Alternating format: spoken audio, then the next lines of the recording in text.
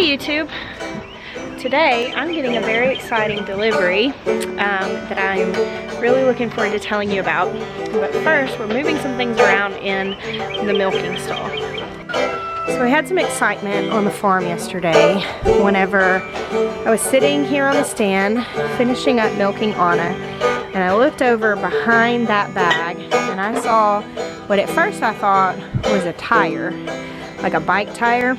It turns out it wasn't a tire. It was a pretty large snake, and actually it was a venomous snake. It was a water moccasin, which those are pretty bad mamma jammas. So we did kill it. We do not automatically kill all snakes. That's not really how I am. I have a king snake that lives in my garden. We named him Uzziah, and when we come across him, we welcome him to stay because obviously he is good at keeping pests at bay.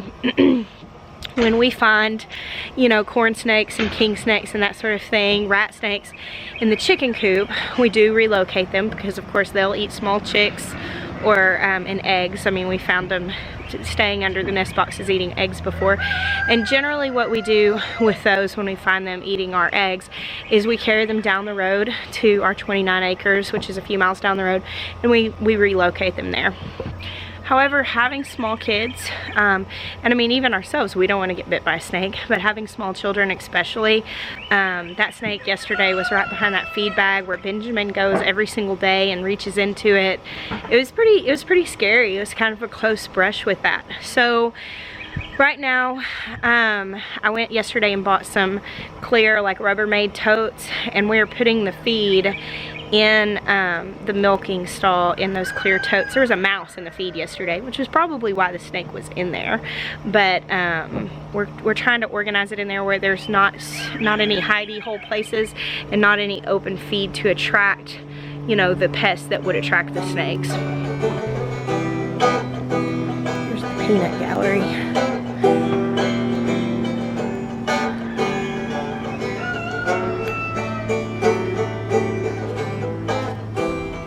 Udders are all starting to fill up. I have lots of kids soon and lots of milk. You ready, Bear? You ready? Okay, we've got the feed mixed in this bucket. I went ahead and mixed the sunflower seeds in with the rest. And over here, we've got a bin that has the alfalfa pellets, which this is what I give them on the stand when they've eaten their ration of grain, but they're still not done big meals, or if I really like trimming hooves or whatever. Today is my son Asher's 11th birthday. So I'm finishing up with milking. We've just got done with that. I've already spent a couple hours out in the garden this morning, and it's almost lunchtime. I'm about to take him for his birthday lunch. But while I'm gone, I have a delivery coming of my new Excalibur dehydrator. Last year was my first year to have a large garden. Prior to that, I'd just only ever done a handful of raised beds, and I really never had much of a need to put up the harvest because we ate it all fresh. However, last year I kind of got plunged into the world of preserving by necessity. You know, before that I made jam in the spring and salsa in the summer, and it was always just kind of like a hobby. I'd go buy the produce at the farmer's market or the grocery store. But last year I found myself completely overwhelmed with stuff that was going to go bad if I didn't preserve it. So I used the canner that I had, which was a water bath canner, and I used the dehydrator that I had, which was just a cheap, you know, $20 round dehydrator that I got at the grocery store. And you know, the water bath canner worked great for some things, but there were a lot of things I was not able to can. And you know, the dehydrator was only able to handle so much capacity. It took a really long time. It was uneven. It ruined a fairly, you know, more food than I wanted to ruin, which is none. And last year I said, okay, we're gonna double the size of our garden, and that was always the plan. But if we do that, I really need to invest in a nice big dehydrator and a good pressure canner. Well, we invested in the garden, and we've got the money set aside for the well. But the fact of the matter is, whenever you're doing something like homesteading, unless you've got just a ton of extra money, which I don't know a whole lot of people that do, honestly, you have to make a list, you have to prioritize, you have to budget, you know, you have to sometimes work for extra income and make sure that things get allotted where they go. I mean, I bought seeds with my birthday money, and, you know, I ask for these things that I need for Christmas. And what it's boiled down to is, here it is almost June, and I didn't get a dehydrator or a pressure canner. I was starting to sweat it, I'll be honest. I was praying and being like, okay, Lord, you know the needs that I have and you know the desires of my heart. And I was just thinking, well, you know, the plants aren't producing yet. I can wait a little bit longer. Maybe something will work out. Maybe we'll get the income. Maybe we'll figure it out. Then something really cool happened. A couple of days ago, a good friend of mine came over and visited for the first time in a while, and we were just hanging out, catching up, and I was cooking dinner, and he said, you know, what do you guys need? What's something that you need will help your job and make it easier for you to do what it is that you're doing here? And I was like, well, and honestly, I didn't see where he was going with it. So I was like, well, you know, there are a couple things that I really want. I really would love to have a nice dehydrator and a nice pressure canner. And I was like, you know, I've thought about buying cheaper versions, but these are the two that I've really got my eye set on. And he said, well, how much is it going to cost to buy them? And I was like, you know, around $500. And that's a lot of money to us. You know, we don't just have an extra $500 laying around.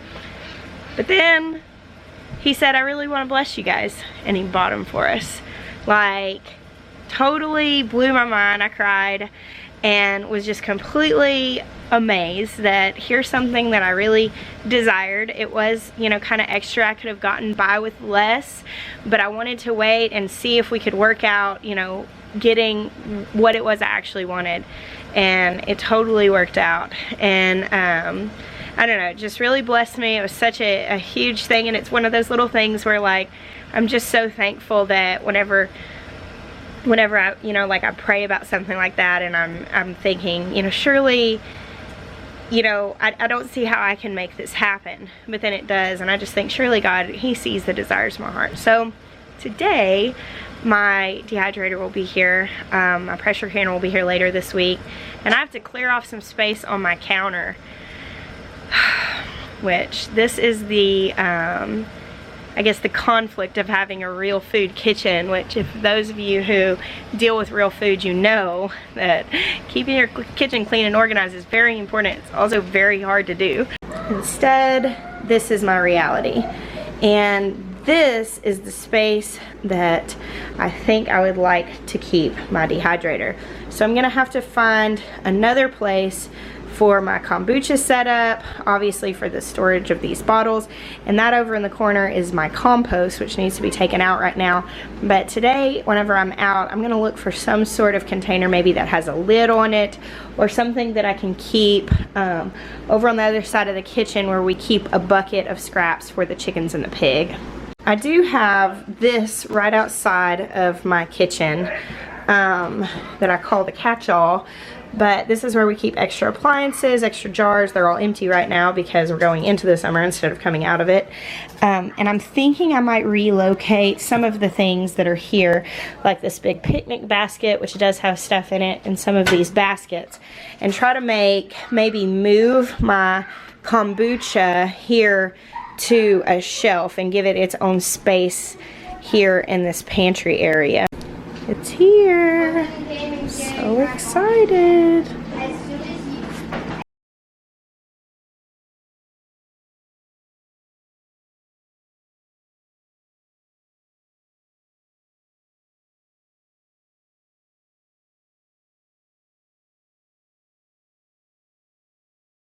Okay guys, it's night and I got my dehydrator set up. My little station over here going. And I've already started my first round of goodies in here.